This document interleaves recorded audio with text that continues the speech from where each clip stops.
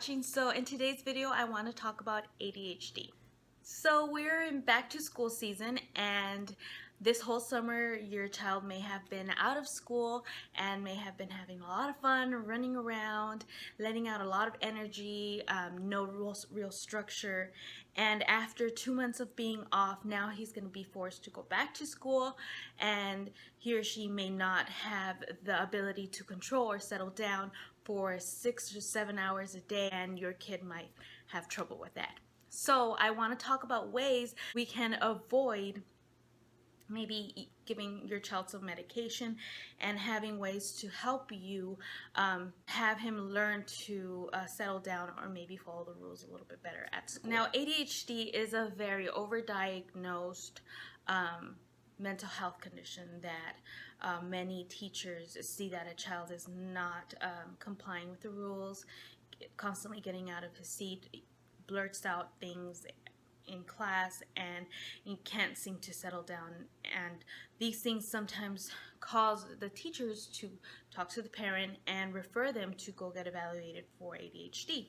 Now, a lot of parents, when they are referred, they go to their primary doctor or their pediatrician, and if you give them all of these symptoms of unable to settle down, not being organized, and running around, a lot of energy, and blurting things out in class, a lot of talking, all of these symptoms, if you give it to them, more than likely they're going to say, well, if this is what he's experiencing and it's causing a functional impairment in school, then we're going to diagnose them with ADHD, and then he may prescribe some medication.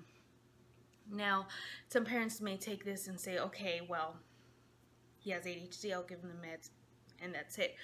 But if you're the type of parent that really wants to avoid to start your child on medication, especially if since ADHD is so overdiagnosed, here are some tips to help you have your child follow the rules and maybe settle down a little bit better, because he may not even have ADHD. So let's get started on these tips.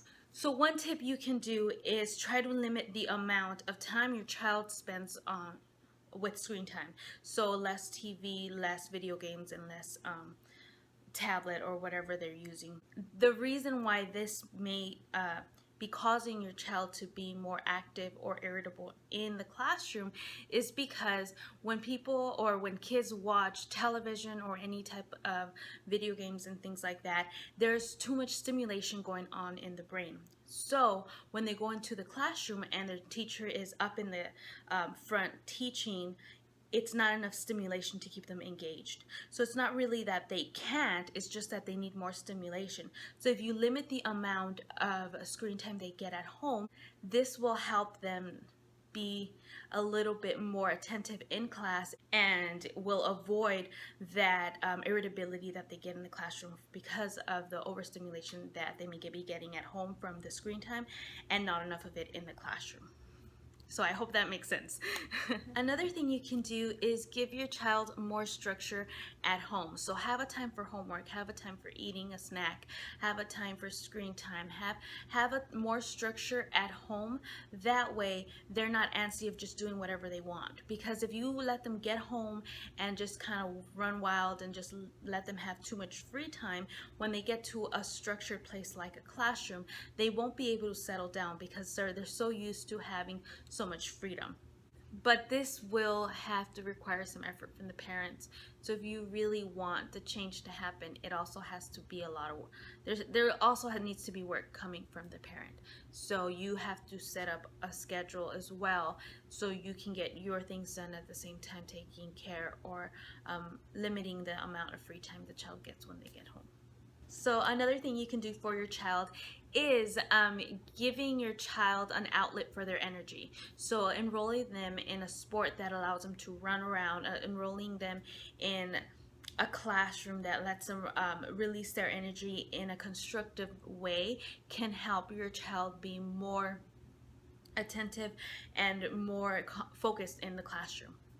The next thing I would suggest is to give your child enough a bedtime that gives them enough sleep. So usually 8 hours seems like enough, but they need at least 8 hours. Kids sometimes need more than that in order for them to get enough sleep to be able to function the next day. if you allow them to go to sleep at whatever time they want, let's say 12 or 1. I have clients or kids that end up going to sleep at 12 or 1 in the morning, and then the next day at school they're irritable, they're getting in fights, they're they can't sit still, and they get really antsy. And the reason for this is because they're not getting enough rest. So you need to make sure that they have a bedtime that gives them at least 8 hours, because this 6 to 8 hours, that's not enough. They need at least 8 hours of just sleep, and I know it takes them sometimes a little bit longer to fall asleep.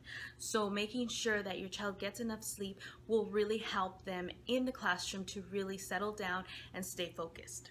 So I hope these tips helped you in learning how to help your child self-regulate in the classroom when you're not there, and avoid them getting into more trouble with the teachers or the school.